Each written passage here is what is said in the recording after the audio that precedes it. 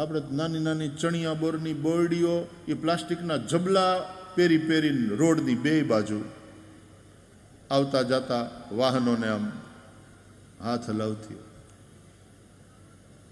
બોરડીઓ કેવી ભૂંડી લાગે, પ્લાસ્ટિકની હાડીઓ પહેરીને. ઉકરડા તો તેદી હતા ગામે ગામ, પણ તેદી ઉકરડા છે ને લગ્ન હોય તો ઉકરડી નોતરતા, ઉકરડી ઉઠાડવી, એના બધા ગીતો હતા ને લગ્નમાં બેનો. એ ઉકરડા એટલા ખરાબ નહોતા લાગતા ને પછી તો એમાંથી જે ખાતર થતું એ ખેતરમાં જાતું. અને અત્યારના ઉકરડા એટલા ભૂંડા લાગે છે. શહેરોની અંદર પણ એ પ્લાસ્ટિક અને એ જે કચરા છે, આપણને એમ થાય જલ્દી ભાગો અહીંથી. ઉકરડાની એક વાસ હતી. દાબો થયો હોય ને, જેને ઘેર માલ ઢોર ઢાંખર હોય અને પછી દાબો થાય, અને એ દાબો અથવા તો એ ઉકરડો, અને પછી એને ખેડું જેથી ટ્રેક્ટરમાં ભરી ગાડે ભરી અને એ જ્યારે ખોદી ખોદીને ભરતા હોય ને ત્યારે એમાંથી એક ટિપિકલ સ્મેલ,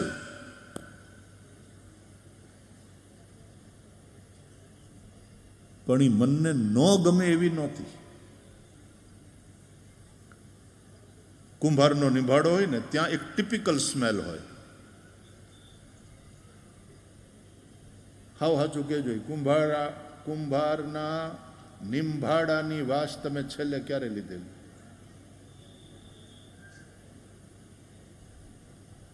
વર્ષો થઈ ગયા નહીં?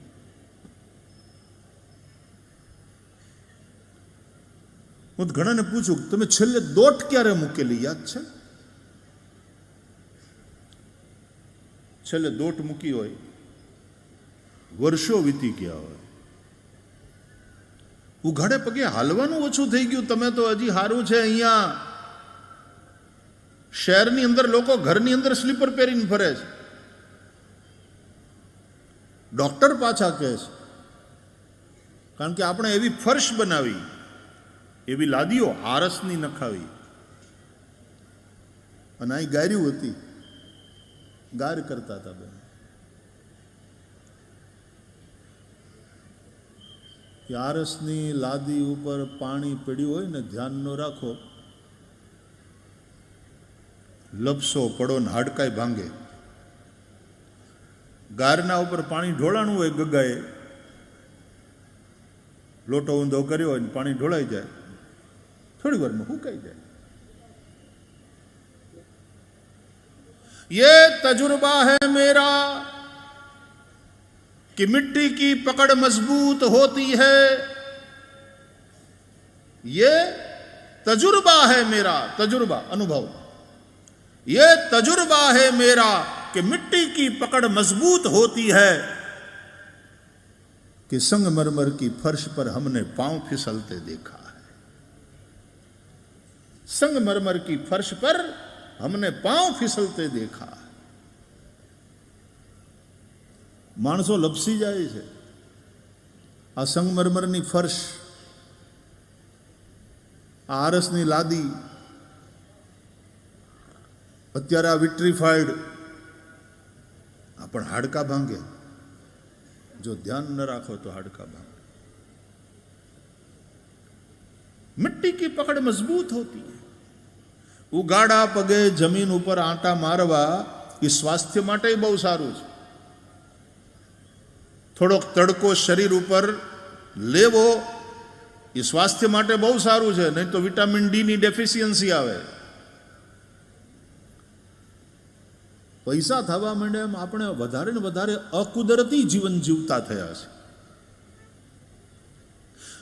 હાવ સાચું કહેજો, યાદ કરો તમે છેલ્લે તમે વેતી નદીમાં ક્યારે નાહ્યા હતા? આ કેટલાક પ્રશ્નો એટલા માટે કરું છું કે આપણે ક્યાંના ક્યાં નીકળી ગયા છીએ મારા બાપ. થોડોક તામ પાછું વળીને જુઓ, ये कहां आ गए हम.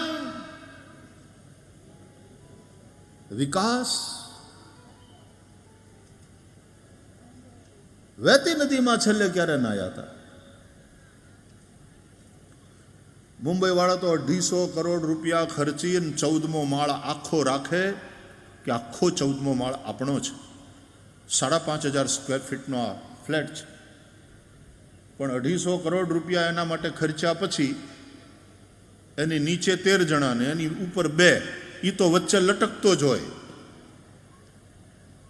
એની પાસે એનું પોતાનું ફળિયું નહીં, એની પાસે પોતાનું આકાશ નહીં. જ્યારે ગામડાનો મેપો હોય, એ ભલે ઝૂંપડામાં રહેતો હોય, પણ રાતે ઝૂંપડાની બહાર ખાટલો ઢાળીને ખુલ્લા આસમાનની નીચે સૂઈ જાય તો એની પાસે એનું ફળિયું છે, એની પાસે એનું આસમાન છે, એનું આકાશ છે. એ આકાશના ટમટમતા તારાને ગણતો ગણતો ગોદડું ઓઢીને સૂઈ જાય.